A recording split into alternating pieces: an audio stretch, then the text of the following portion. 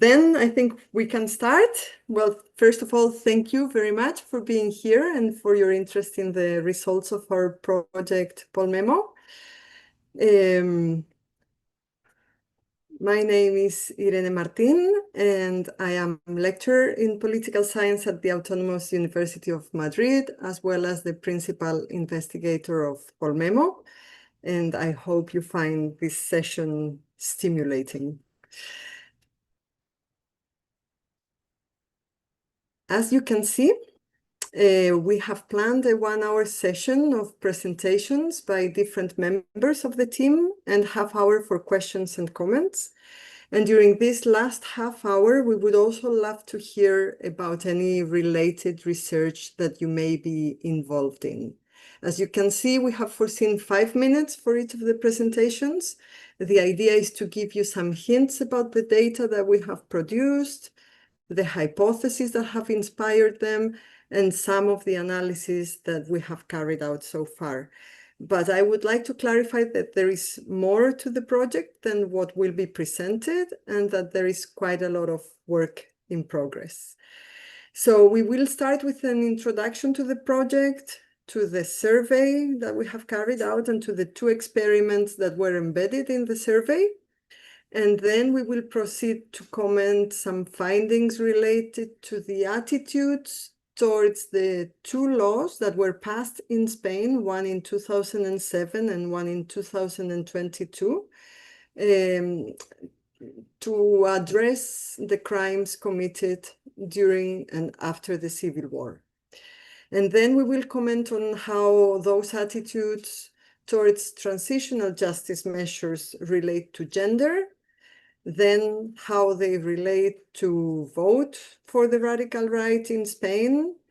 Then we will tell you a bit about the fieldwork that we did with memorial associations and activists that belong to them, and also to political elites. And the last presentation will connect the work done in POLMEMO with the 50th anniversary of democracy, which is being celebrated in Spain this year. But let me first tell you a bit more about POLMEMO and how it came into being. So POLMEMO is a project funded by the Spanish Ministry of Science, Innovation and Universities that has been running since 2021 and will finish this coming August. And the idea of POLMEMO was inspired by the results of a previous project called Repast under Horizon 2020. And the project was about strengthening European integration through the analysis of conflict discourses. And the idea was to revisit the past to anticipate the future. And in Repast, I was in charge of designing a comparative survey on attitudes towards conflicts of the past in 9 different European countries. And as part of our findings, we saw that the conflicts of the past in Spain, namely the Civil War and the Franco dictatorship, were still as salient in 2020, if not more, than in other countries where the conflicts were a lot more recent.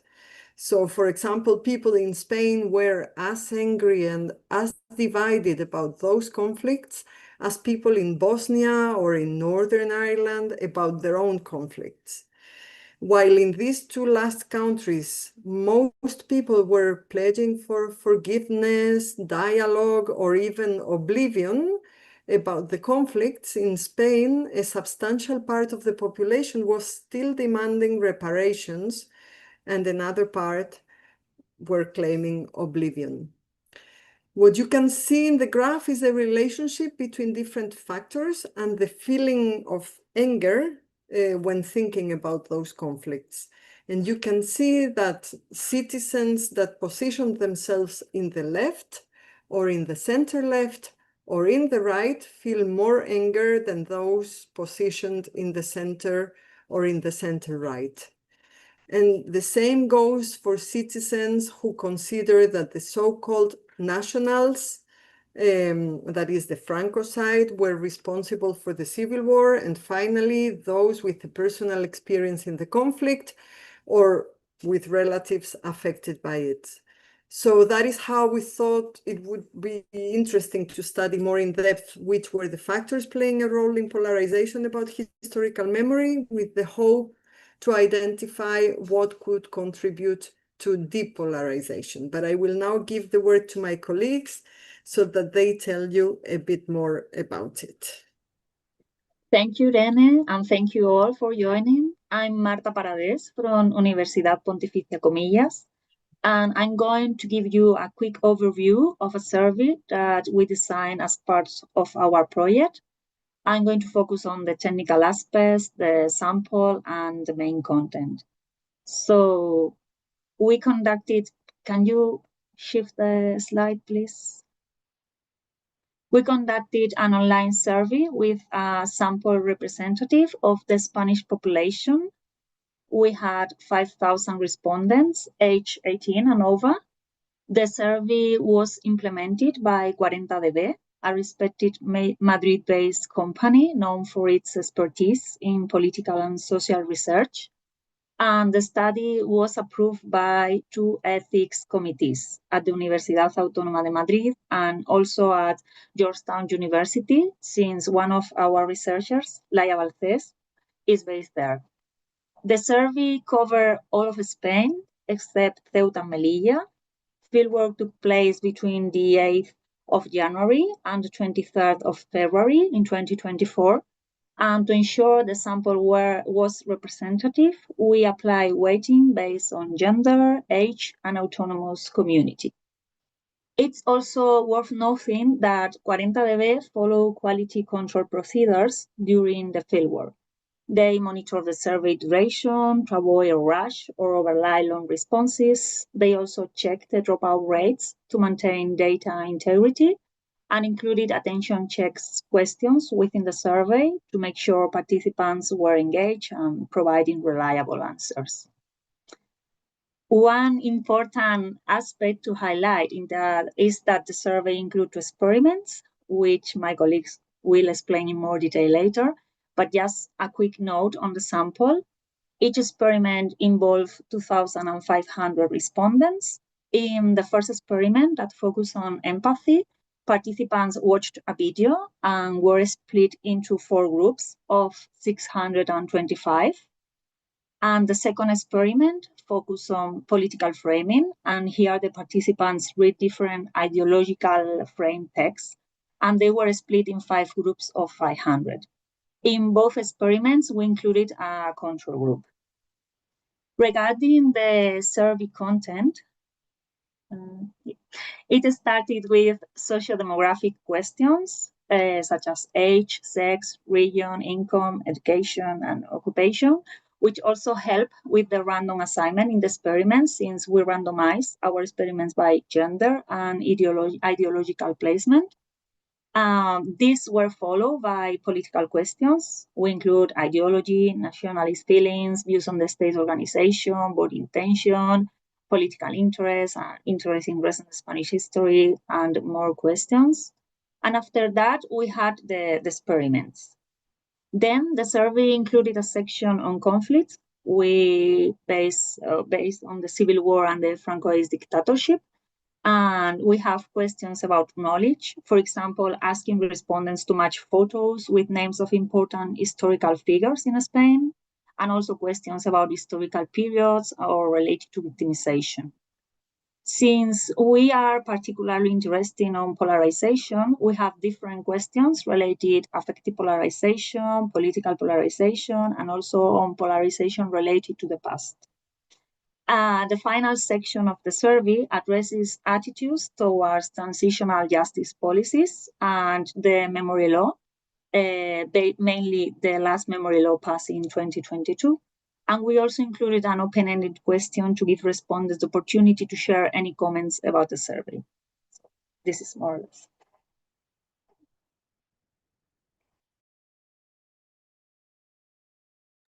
All right. So I'm going to talk about the experiment on empathy, which we embedded in the survey. Can you move to the next slide? So what we did was we embedded the video of a fictional testimony of the Spanish Civil War, who was a victim, and then we didn't provide information on who the perpetrators of the violence were. We asked respondents to guess who the perpetrators were, and then we provided information confirming these priors that respondents had, or information contradicting these priors. And for a subset of the sample, we provide no information. We also had a placebo video where people saw the same testimony talking about the past, but not about a victimization experience. So this was a bundle treatment where we had like both watching the video and receiving information about these events as a treatment. We wanted to see if watching this video and getting information about it had an impact on empathy. And in particular, we had the idea that when people have their priors contradicted, then empathy is more likely to arise, because this can be a form of perspective getting, right? In the sense that if you think that this was something that was only done by one group in the armed conflict, but then you realize that this was something that was also done by another group, maybe you get some perspective, right? That's kind of like the simple explanation here. We also thought that we wanted to test if like this kind of treatment in decreased polarization and if there was any change in attitudes. And yeah, let's move to. So what are the main findings? So one first finding that we pre-registered this hypothesis, all of the hypotheses, but this first hypothesis was that people were gonna have biases regarding who the actors of violence were. And so in particular, we thought that people who identify or who are at the right in the political spectrum are more likely to think that these events, these acts of violence, were perpetrated by political actors or armed actors from the left, and the other way around, right? And so this is a very strong finding that we have. We actually, confound evidence confirming this hypothesis that people really project their ideological positions on these events. And this is a very interesting finding from our point of view, because this is a civil war that happened like many decades ago, and still people have these biases about that. However, we don't find evidence on effects of the contradiction treatments that we had pre-registered. We don't see that people, in fact, we find that people who get the confirmation or the no information treatment show higher levels of empathy, which is going against our prior that contradiction would generate empathy. We do find like effects on other emotions, but these effects are basically like happening across all the groups who watched the treatment video. So watching the video with this treatment, with the victimization experience, had a strong impact on emotions, but that was like separate, like and it crossed across the different like treatments regarding information. And we do not find evidence of changes on attitudes towards historical memory policies. And also, we don't find evidence of the treatment having an impact on depolarization, which is what we had here hypothesized. But this is a summary of our findings on this experiment, and we're still working on finishing the paper to send for publication. But yeah, that's basically it.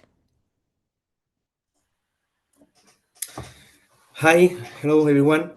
I am Javier Llorente, lecturer in the Rey Juan Carlos University. I want to talk about the experiment on on polarization. Irene, can you pass please the slide? Thank you. In this experiment, we expose the respondents to 4 different discourses of party elites, political elites. And we expect that the discourses of political elites increase polarization when the discourses are also polarized. What we see in the next slide is that is that left-wing individuals agree with each statement when they are exposed to the expected political cues. So when we expose left-wing individuals to leftist discourses, they tend to agree more than the others that are in the center of the ideological scale, or in the center right, or in the right of the left-right scale. We interpret this as leftist individuals being more open to be polarized by political elites. No? We have to explore other explanations, and we are going to explore more explanations, but we think that this could be a first finding of our experiment. Then we look at the effect of this experiment, or the effect of the discourses on the policies that the government or the governments can display in a context of transitional justice.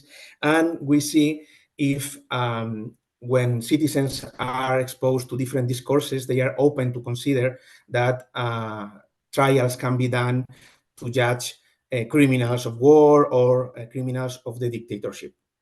What we see is that there is no effect among respondents from center left and right, and the effect is concentrated mainly on the center of the scale. We expected that polarized discourses change political attitudes, but what we see is that moderate discourses have a moderated effect, no? So the polarized effect on political attitudes. And this is also a finding that we have to know. No? In this experiment, we have a lot of variables, a lot of information, and we have tried to look at different policies and different measurements of polarization, also affective polarization, and the results are a bit contradictory. So we have to see more in depth what is going on with our experiment. All in all, it seems that political elites have a play polarizing or depolarizing citizens, and that this polarizing effect is concentrated or is focused on leftist individuals. We have to see more policies, but these are our findings. So thank you. If you have more things to say, we can discuss on comments. Thank you. Thanks, Javi. I am Ricardo da Costa, and I will talk about an analysis on attitudes towards memory loss in Spain, in which we've been working lately, mainly together with Laia, Irene, and Marta. So next slide, please. So our POLMEMO survey, as Marta pointed out before, included a section to measure attitudes towards some memory policies, including an evaluation of the 2022 memory law, the so-called memory for the democratic or law for the democratic memory. As you may know, this law was promoted by the Socialist Party and was approved with the support of ally parties in the parliament by the end of 2022. And this law aimed to expand some of the measures from the previous law, the one that was approved in 2007. As you may already know, this 2007 law, this so-called Law on Historical Memory, was also promoted by the Socialist Party, and same as 2022, more or less, it was passed in the parliament with the support of allied parties, mainly leftist and regional parties from Catalonia and the Basque Country. Not all of them, but mainly that was the bloc that supported this law as well. So there are not really big differences between the political bloc or the political parties that supported both laws. So we decided to take advantage of the fact that in 2028, the Spanish Center for Social Research, the CIS, carried out a survey in which they measured the degree of agreement of Spanish citizens toward the 2007 law, and that both the formulation and the questions that are or many relevant variables were comparable to our survey of 2024, and therefore we carry out this comparative analysis on the attitudes of Spanish citizens towards these two memory laws. So as you can see in the first pie chart, the one in the left, it shows the degree of agreement that existed in 2008 towards the memory law of 2007. These are the CIS results with an N of 2,936 cases, as you can see below. And the green slices represent the share of people that considers that the law is good. The darker one means very good, and the light green means just good. And on the other hand, the red tones represent the people that answer that the law is bad, the darker being very bad, and the light red just bad. And the gray is neutral people. So you can see that in 2008, the levels of support toward this memory law were actually pretty high overall. More than 45% of the interviewees said in that at that time that they considered that the law was very good or fairly good at least, and only 27% consider it bad or very bad. So there was a majority of people believing back then that the approval of the law, the memory law, was actually a good thing. In the pie chart at the right, you can see that in 2024, these are data of the POLMEMO, our POLMEMO survey with an N of 1,125 cases. We only used the control group subsamples, but I think that we found very similar results also with the whole sample as well. But anyways, you can see that the only 24% of the interviewees rate the latest memory law, the one approved in 2022, as good or very good, while 43% considers that the law is bad or very bad. Well, you can see that this data is already showing a very different scenario between 2008 and 2024 regarding the public opinion towards the memory policies, or specifically towards the memory laws. But we also wanted to, inspired in a previous paper that Laia, Balcells, and other authors published in 2008, we wanted to know which are the variables that better explain the attitudes towards the memory laws and other memory policies in Spain, and whether there were differences between 2007 and 2022. So we carried out some multivariable analysis, taking into account a series of different independent variables, such as age, education, interest in politics, ideology, vote to parties, etc. And we got some interesting results, which I would share now. Yeah. So while in 2008, you can in our regression models, interest in politics and ideology did not actually correlate significantly with positive attitudes towards the memory law. And in 2024, these were two very relevant predictors of positive attitudes towards the 2022 memory law. In the first two graphs at the top, it shows the correlation between positive attitudes toward the 2007 memory law at the left and the 2022 memory law at the right. And the variables, the variable interest in politics. This is the top two graphs. And as you can see, in the first graph, the 2007 law, you can see that there was no significantly correlation, statistically significant correlations between positive attitudes toward the law and interest in politics. But in 2024, you can see that there's a clear positive correlation between interest in politics and positive attitudes towards the law of 2022. In the same idea, you can see the same idea in the graphs below, which shows the correlations of attitudes toward this law and ideology. In the graph, in both graphs, you can see that while in 2028, the one in the left, there was no significant correlation between attitudes towards the 2007 memory law and ideology, we can see a clearly negative correlation between positive attitudes to the 2022 law and ideology, being not one extreme left and 10 extreme right. I will stop here because my time is over, but our colleague Julian will develop a little bit more about these attitudes towards specific memory policies later. Thank you for your attention.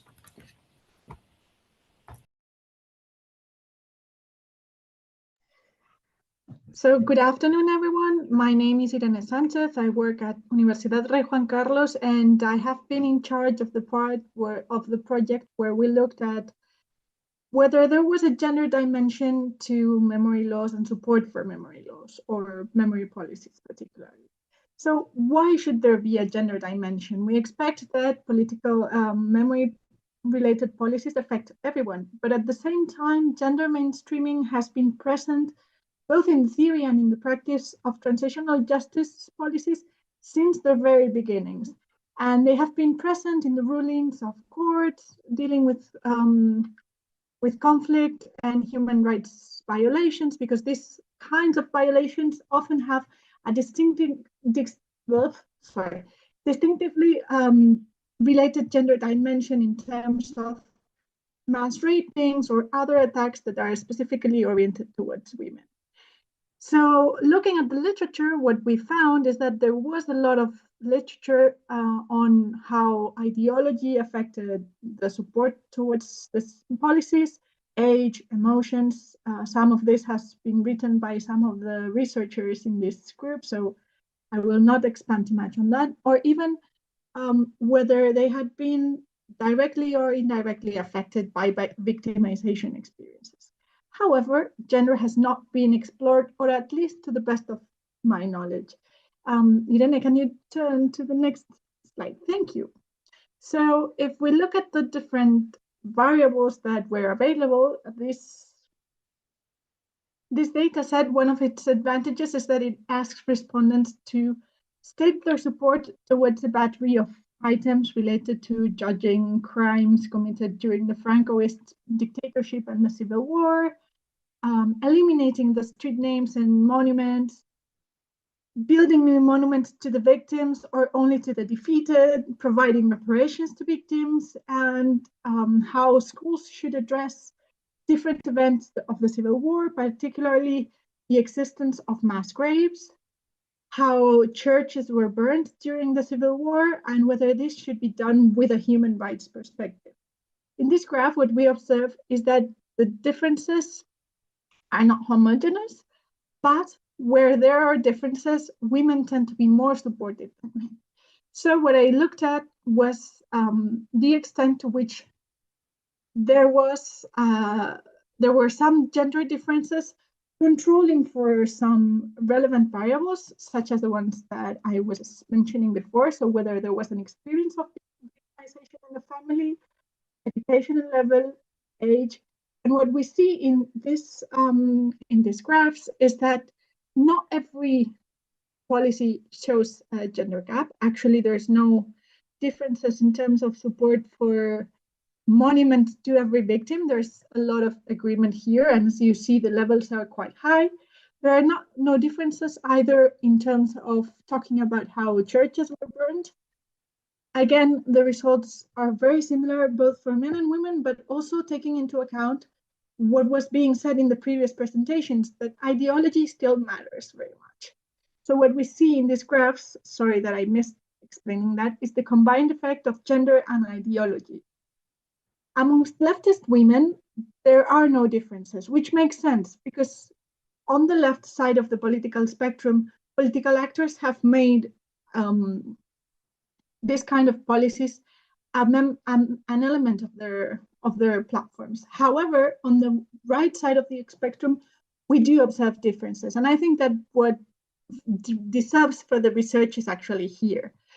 How conservative women are more supportive of these policies than conservative men. Size effects are not large, but still there is something here. What's the underlying mechanism? It's something that we will try to disentangle in further evaluations of this research. Thank you so much. Okay, that's my turn. Hello, I'm Piotr Zagórski. I'm Garcia Pelaya Fellow at the Center of Political and Constitutional Studies in Madrid. And I'm going to talk about how populist radical right voting relates to attitudes towards history and historical memory. So we know that populist radical right parties mobilize by referring to the past. They can do so, usually they do so in two ways. So it's either glorification of the past, a very nostalgic vision of the past as a national glory, some kind of a gilded age in the past, or the other way is to a contestation and revision of the dark past. So experiences of fascism, war, or colonialism might be not talked about or or revised or reframed in different ways. So in Spain, as you know, oblivion was the predominant model dealing with historical conflict for a long time. Then in the 2000s, with the first historical memory laws, and even more so with recent appearance of Vox and the new laws, this subject produced an increase in political polarization.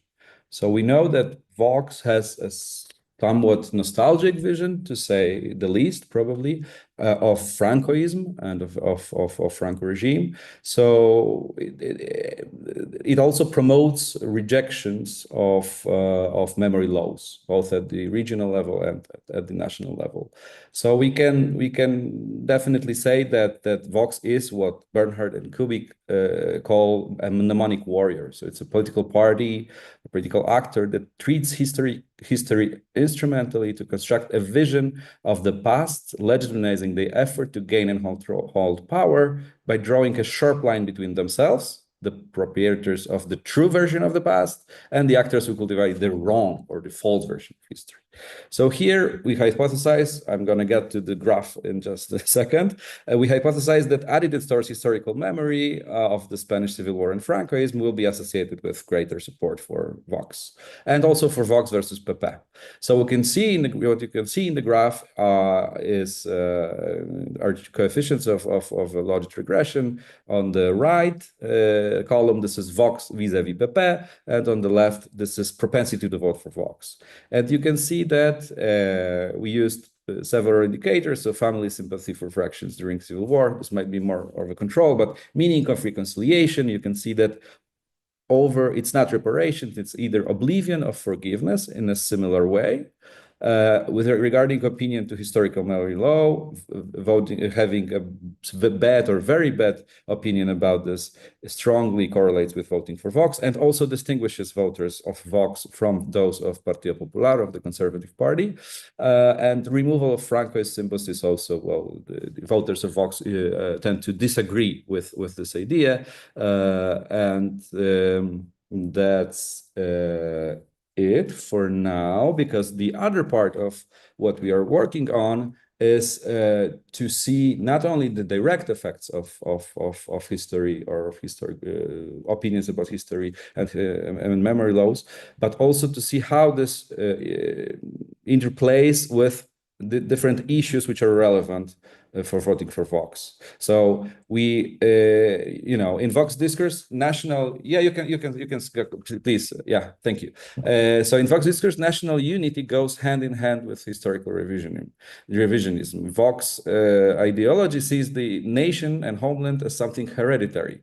Abascal even affirmed that the nation is formed by the dead, the life, and those who are still to be born. So in this case, if there is one issue that matters for Vox, this is the issue of centralization of the state and of regional nationalism, mostly in Catalonia. So any decision about that, according to Abascal, should not be done only by the living Spaniards, but also by the dead. So we hypothesize that there will be some kind of interactive effect between both.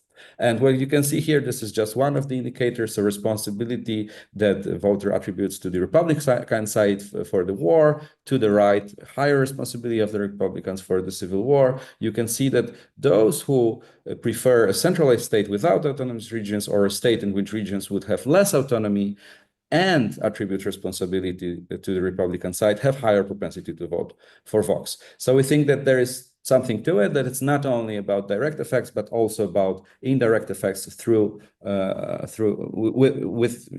interactions with other issues that are relevant for voting for Vox, and of course have also theoretical background to it. So thank you so much.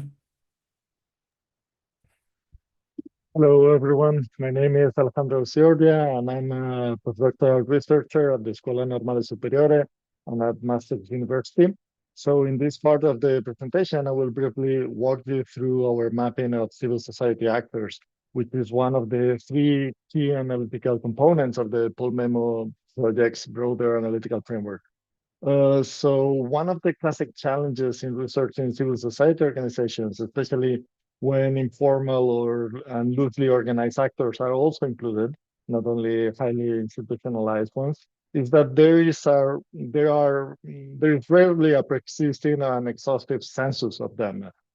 So that means we first need to build our own inventory from scratch using desktop-based research, aiming to be as comprehensive as possible and also coherent with the concept we want to operationalize, while also admitting that rarely this inventory is fully exhaustive. So in this case, we focused on civil society organizations and initiatives primarily engaged in advocacy and awareness raising around issues of historical memory in Spain. Importantly, we treated historical memory here, or we focused on civil society around historical memory, using the notion of issue field. That is a contested space with which contains highly heterogeneous and often opposing ideological positions. So we are not only looking at anti-Francoist memorialistas organizations, but also, as some of my colleagues already mentioned, some far-right revisionist organizations. So our mapping cover actually, or was conducted at two territorial levels. At the statewide level and some selected local context.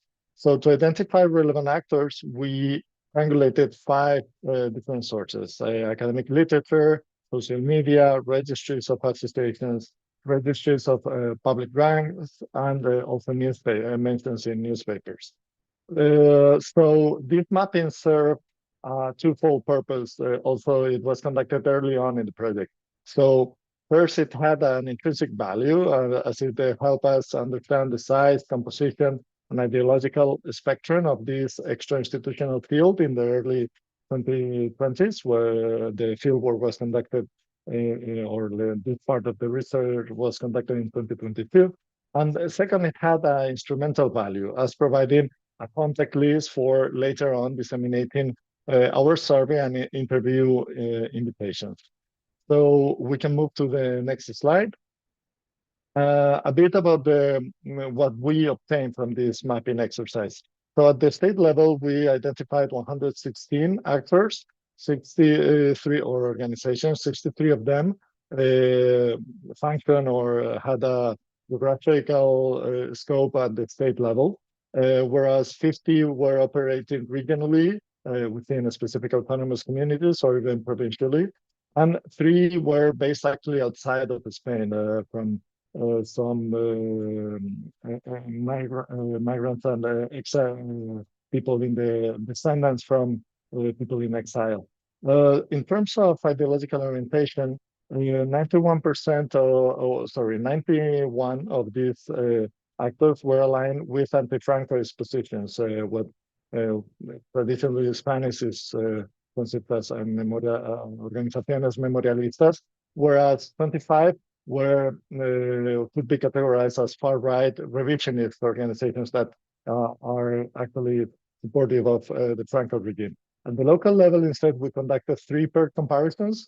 So we focused on 6 cities, selecting locations based on their constructing wartime trajectories. Some under these 3 autonomous communities, Andalusia and Aragon and Asturias, 1 city fall quickly under Franco's control in the war, whereas other showed sustained Republican resistance and a later takeover. So the mapping outcomes varied significantly across cities, correlating with urban sites, because these were also varied highly. But beyond the numbers, the groundwork the research played an important internal role as it informed our interview sampling strategies and helped compile background documentation and contact lists. Also, last note, looking ahead, it may also serve as a valuable seed data set for other non-obtrusive data collection strategies that might be undertaken also by other researchers. Thank you very much.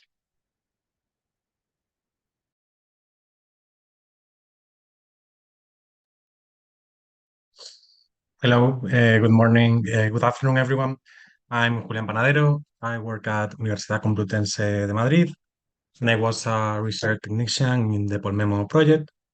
So I'm going to talk about how we carried on the fieldwork for these two levels that Alex was talking about, the the civil society or the activists and the political elites. So for these two levels of analysis, we had on one hand interviews and on the other hand a survey. For the interviews, we use, after the mapping that Alex was explaining, a contact method based on email and post sendings.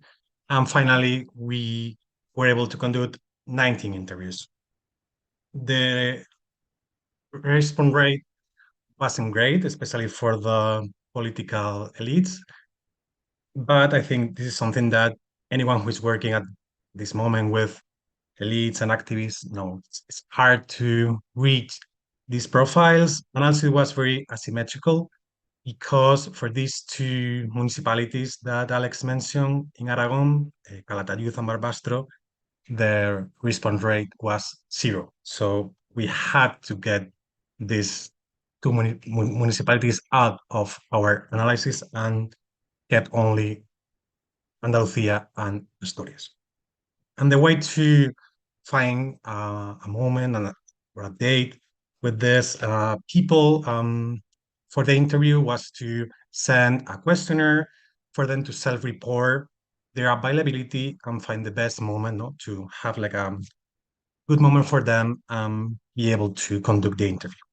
And then for the survey, we focus on the national level, especially members of the Senate and the Congress in Spain, members of the regional parliaments, and of course, activists or elites of these target municipalities that were part of our mapping.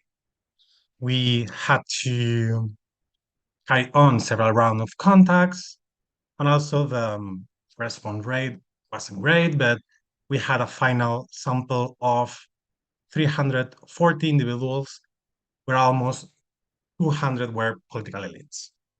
And I have to mention that we use the software Qualtrics XM for this survey.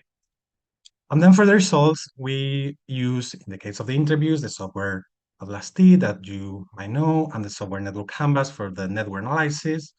And we try to implement a comparative strategy that had to be limited to Malaga and Sevilla, because in the case of Oviedo and Gijón in Asturias, we found out that the collective action field was basically the same for the two municipalities.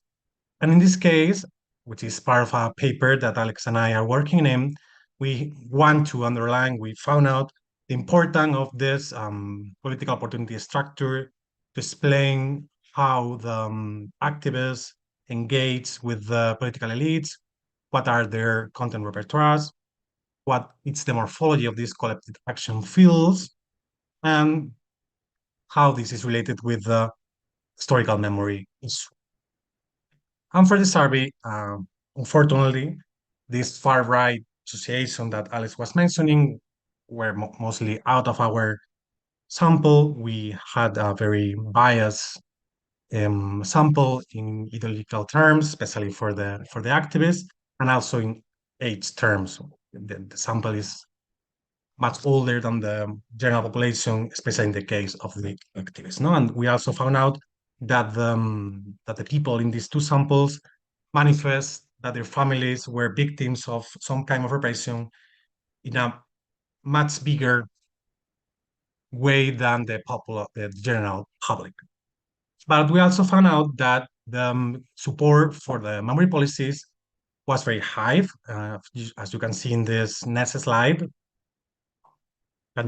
So thank you. As you can see in this slide, there are some political memory examples that the general population don't support more than 50%.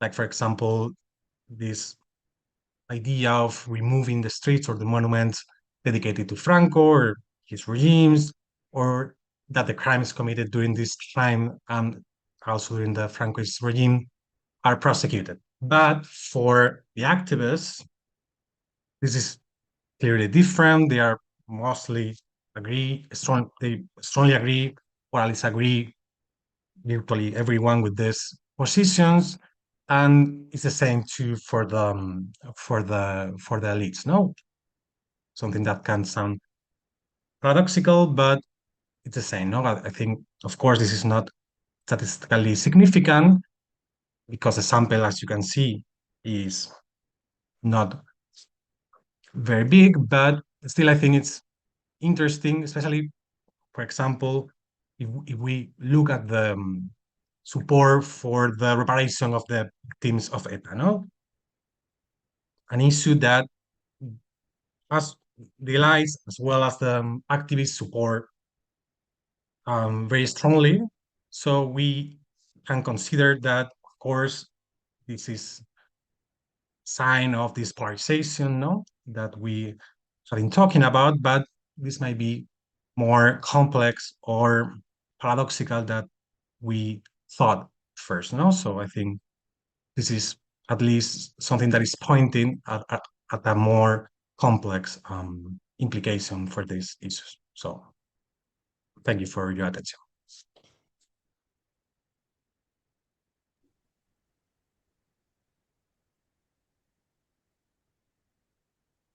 Okay. Hello all. I'm Costis Cornetis. I'm a lecturer at the History Department of the Universidad Autónoma de Madrid. And I also participated at the POLMEMO project.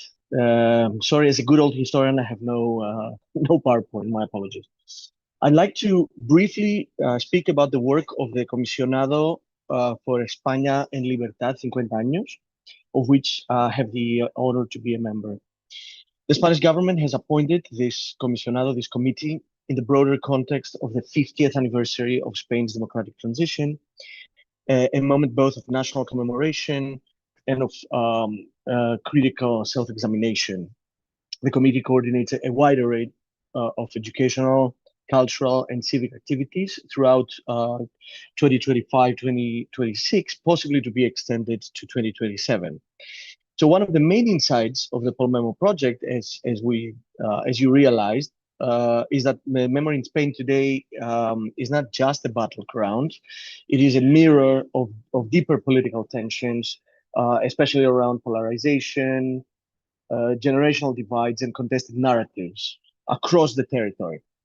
In España en Libertad, we are acutely aware of this. That's why many of our projects seek to go beyond the binary of celebratory versus accusatory memory. We emphasize what we call critical commemoration, honoring democratic progress while recognizing its blind spots. We also aim to combat superficial triumphalism, recognizing that democracy in Spain still faces challenges from historical illiteracy about the dictatorship to growing distrust in institutions. So we see memory as an opportunity for reflection rather than self-congratulation. A great many events that we organized were around the issue of fostering the memory of past struggles and lesser heard perspectives, both as an antidote to historical revisionism. We especially focused on bringing visibility to grassroots memory actors, so not just political elites, but civil society, unions, feminist groups, student organizations, and local initiatives. Now, many of the themes POLMEMO explores, such as public opinion around the 2007 and 2022 memory laws, as Ricardo discussed, are central to our work, since the Comisionado is closely connected to the Ministerio de Política Territorial y Memoria Democrática, through which we participate in several acts connected to the law, such as, for example, the declaration of several lugares de memoria, sites of like memory sites, both at home and abroad. A major issue is the resignificación of Cuelgamuros, Valle de los Caídos. As you know, there was an international call that is actually open, asking for proposals. So around that, we intend to have a series of debates with historians, historians of art, artists, and others. But the Comisionado goes beyond that. A major pillar of our work involves reaching new generations. Many young people today in Spain have grown up with little structured knowledge of the dictatorship or the transition. For them, democracy, or the civil war for that matter, for them, democracy is not a conquest, but a given. And thus, its fragility and value often go unexamined. That's why we emphasize bottom-up participatory formats, working with schools, teachers, pedagogical experts, and young activists and influencers to co-create content, generate debate, incorporate their visions and critiques of today's democracy. We're also exploring ways to include student voices through digital platforms like short videos, podcasts, downloadable resources, so allowing for interactive engagement. Finally, because historical memory is not just a national issue, we are also working to connect Spain's experience to wider European and global frameworks. Irene talked about that dimension in the very beginning. On November 18, we are co-organizing a special event at the House of European History in Brussels, entitled Legacies of Dictatorship in Democratic Times. This is going to explore how different European societies have addressed or avoided their uncomfortable pasts, and how those legacies still shape civic culture and political conflict today. And actually, there's going to be a roundtable coordinated by anthropologist Paco Ferrandiz, which will include several directors of museums, such as the Holocaust Museum in Berlin, the Veren Museum in Brussels, on, well, the colonial past of Belgium, Aljube in Lisbon, and the Museum of Immigration in Paris, trying to learn from their experience. So this comparative lens is essential. In a way, it allows us to deprovincialize the Spanish case and show that struggles over memory, democratic legitimacy, and polarized narratives are neither new nor uniquely Spanish. As we often say, memory must be transnational to be transformative. So España Libertad aims to reclaim memory, just to finish up, as a tool for democratic reflection, not as a weapon of polarization and political culture wars.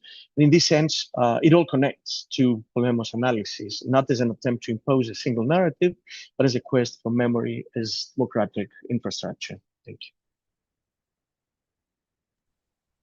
you. Okay, so thank you all very much. And here we are. Well, we hope we have given a general view of the origins of our research, the motivations behind it, the methodology used.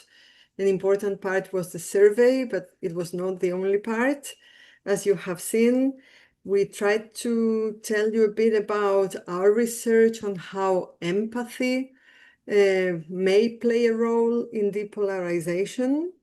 We saw that it has played a role, or at least in our experiment, it plays a role on emotions for sure, not so clearly so on policies, on transitional justice measures. We have also shown how elites play a role, elites discourses, parties discourses play a role both polarizing and depolarizing. Then we moved to attitudes towards the two memory laws that have been passed in Spain during the past years. And we saw how attitudes towards these laws, well, towards the second law, are more polarized than towards the first one. In terms of the relationship of gender towards transitional justice measures, we saw that women are in general more supportive, but that is especially so in the conservative side, which is where we see a gender difference. We moved then to see the impact on vote for radical right parties, and more specifically, the difference between voting for the radical right party, Vox, compared to the Popular Party, the center-right party. And we saw how the conflicts of the past still play a role in voting behavior, and they do help these radical right parties, and how centralization plays a mediating role.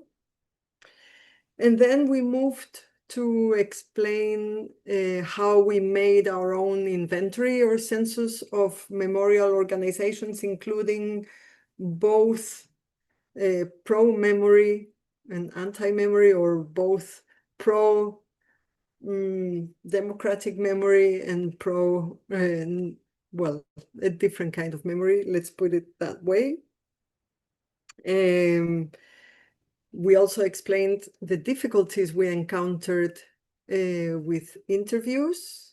This is something we had already experienced during the repast project that I mentioned at the beginning, especially with actors positioned at the right of the ideological spectrum.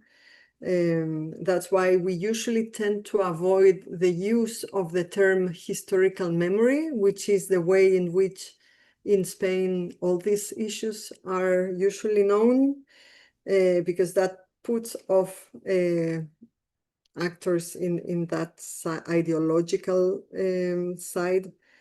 And what else? Well, we saw also the importance of the political opportunity structure and how different the profile of citizens, activists, and political elites are of the ones we interviewed. The citizen survey is a representative one of the whole population. And we saw that activists and political elites are on average older, and that may explain differences observed also in attitudes towards transitional justice. And finally, we could see how timely this research is by connecting it to the España Democrática anniversary. And well, probably we should finish with one of the sentences that Costis used. We should be cautious and against triumphalism, because there is still a lot of work to be done. And for sure, there's a lot of research to be done on these issues, both at the local level and at a more comparative level. So thank you so much for your attention. And if any of you have any comments or questions or want to tell us about their research connected to ours, you're more than welcome to write in the chat, and Julian will help us read aloud some of those questions. And if we can be of any help in answering them, we're more than happy. And otherwise, we are at your disposal by email. We can be contacted anytime. Thank you very much.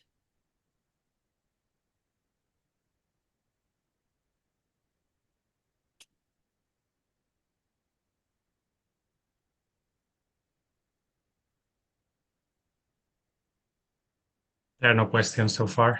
No questions? Okay, we can wait a couple more minutes, and otherwise we can finish the session here.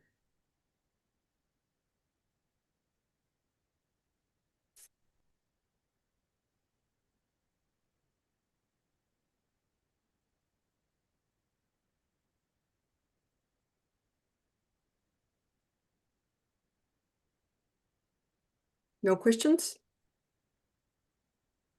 No. Okay, well, we can leave it here. No problem. Okay, thank you all very much. Bye-bye.